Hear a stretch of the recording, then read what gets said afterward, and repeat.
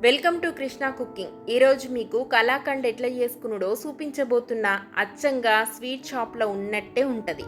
తక్కువ ఇంగ్రీడియంట్స్తో super tasty sweet చేసుకోవచ్చు. కాకపోతే జరంత ఓపిక ఉండాలి. ఇక ఎట్లా చేసుకున్నాడో చూపిస్తారా అండ్రి. ముందుగాల అడుగు మందం గల గిన్నెను తీసుకోవాలి పాలు వేడి చేసుకోవడానికి.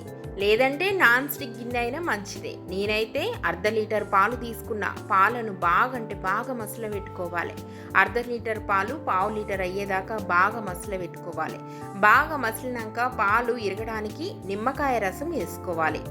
ఇక పాలు ఇరిగి మంచిగా రవ్వ అవుతుంది. రవ్వ అయిన దాన్ని దగ్గరగా రానియాలి. దగ్గరగా వచ్చినాక ఒక పెద్ద గంటెడు చక్కెర వేసుకోవాలి. అట్లనే ఒక స్పూన్ నెయ్యి వేసుకొని బాగా కలపాలి. బాగా దగ్గరకు వచ్చే వరకు కలుపుతూనే ఉండాలి, లేదంటే అడుగంటిపోతుంది. ఇక దగ్గర పడ్డాక నెయ్యి రాసిన ఒక గిన్నెలు వేసుకోవాలి. వేసుకున్న దాన్ని గట్టిగా బాగా దగ్గర గుత్తుకోవాలి. మొత్తం బాగా చల్లగా కావాలి.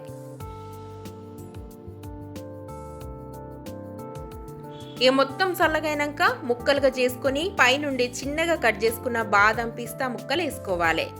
ఆహా, ఏమన్నా ఉంటుందా! తింటా అంటే రవ్వగా స్వీట్గా రుచి ఫ్రెష్గా చేసుకున్నామన్న ఫీల్ ఉంటుంది. మరి మీరు కూడా అట్లా ఫీల్ కావాలంటే జల్దీ చేసుకోండి. మా ఛానల్ని సబ్స్క్రైబ్ చేసుకునుడు మర్చిపోకుండ్రి.